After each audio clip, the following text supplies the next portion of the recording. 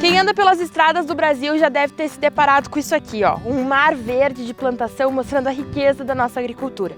O que as pessoas não imaginam é que lá dentro das propriedades existem grandes áreas de preservação ambiental. E é isso que a gente vai mostrar agora no Rogério Vian, um produtor de soja aqui do Cerrado, que consegue aliar aí a agricultura com o meio ambiente e tem como principal viés a sustentabilidade. Bora lá?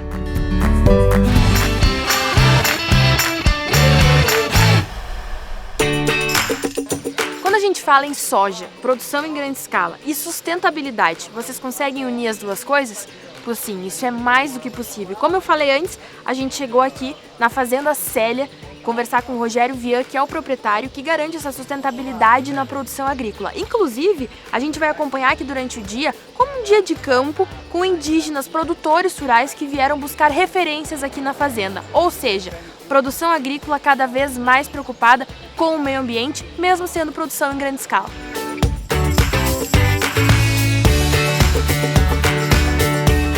Rogério, olha só, a gente sabe como produtores rurais que existe muita desinformação em torno do nosso setor, principalmente produção de soja, grande escala. Eu queria que tu contasse, porque a tua história já basta, contasse um pouco da tua transição aqui, como é que tu produz aqui na fazenda. Eu acho que realmente existe muita desinformação, né? Não é falta de informação, o que existe é desinformação. As pessoas falam sem conhecimento, né? Então esse é o grande problema, né? Olha onde a gente está. Eu estou inserido, a minha propriedade está inserida entre o Parque Nacional das Emas e o Rio Araguaia. Então olha o tamanho da questão ambiental, entre o parque e a nascente. Da minha propriedade até a nascente do Araguaia deve dar uns 7 quilômetros no máximo, da nascente principal. Então, e aí, dá para produzir e preservar? Dá. A gente está fazendo isso há muitos anos já. A Fazenda Célia passou por um processo de conversão da agricultura convencional para a biodinâmica, que nada mais é do que atividade biológica somada a produtos mais naturais. Parece fácil, mas envolve riscos que pesam diretamente no bolso do produtor. Então a gente foi atrás de informação, atrás de pesquisa, pesquisadores que já fazem isso há muito tempo e a gente não sabia.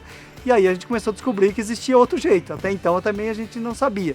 Então existe a desinformação e existem as pessoas que acham que não tem jeito de fazer diferente e existem os que estão fazendo. Então a gente tem que fazer o quê? Trazer os extremos para o meio. É isso que a gente tentou fazer desde o início.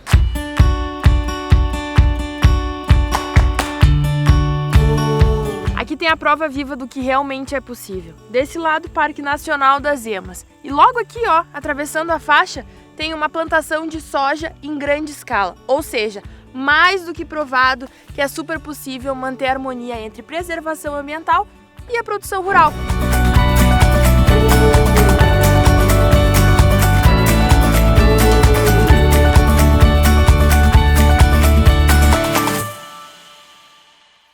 Estamos aqui oficialmente no meio do mar de soja, mas é por um bom motivo. Rogério Vian, que é o proprietário aqui da Fazenda Célia, está falando como é que foi essa transição aí da agricultura convencional para a agricultura orgânica, que não foi fácil, não foi do dia para a noite, ele apenas escolheu um nicho, ele não é contra a agricultura convencional, ele apenas achou um outro formato de produção que ele acreditava ser mais viável, inclusive economicamente. Então ele está contando, compartilhando suas experiências e aqui nesse exato momento a gente está numa lavoura de soja orgânica.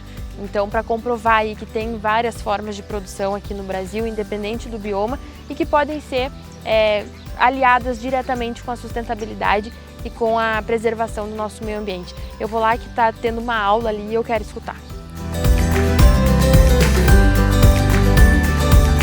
E aí a gente tem uma outra desinformação que rola muito, né, Edson? Que povo indígena é contra a agricultura, contra o agronegócio, contra o agricultor. E na verdade vocês são agricultores, vocês mais do que ninguém sabem como cultivar na terra. Queria que tu contasse então um pouquinho também da história de vocês, da produção e por que vocês estão aqui hoje. Esses paradigmas, eles existem, são para ser quebrado. E a nossa necessidade de estar aqui hoje buscando essas informações, Camila, é justamente para confrontar o que há de novo, o que há de antigo e principalmente o que há de modernidade.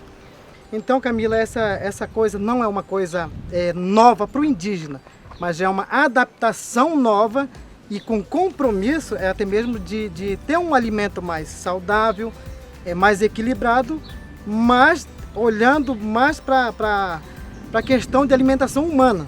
Há 15 anos, a tribo dos Índios Parecis, no Mato Grosso, entrou no agronegócio e está cultivando mais de 15 mil hectares de soja. Tudo que é colhido é destinado tanto aos que trabalham quanto aos que não atuam diretamente na produção. E Edson, na verdade, essa produção de vocês em maior escala, que vocês também procuram e estão se especializando cada vez mais, ele ajuda diretamente no desenvolvimento da qualidade de vida dos povos indígenas, certo? Camila, esse é um dos pilares, né? É certo que a gente tem um reforço social na questão de saúde, na questão de alimentação, na questão de prevenção e principalmente na questão de geração de emprego. Só que jamais esquecendo da questão do compromisso e da responsabilidade ambiental.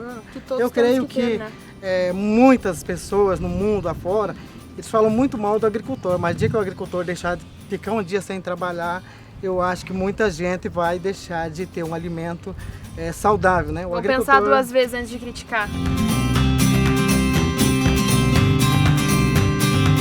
Então aqui a gente tem um exemplo muito legal de união, que é aquilo que eu quero mostrar cada vez mais. E quando eu conversei com o Rogério Vieira, ele me falou que o pessoal vinha aqui visitar, para vocês verem o quanto é importante essa troca e o quanto é possível o produtor rural. O Rogério aqui, ele às vezes escuta barbaridades aí nas redes sociais, principalmente nas mídias, sobre o agro, sendo que aqui ele tem a maior defesa, que é os dados, a vida real, né, Rogério?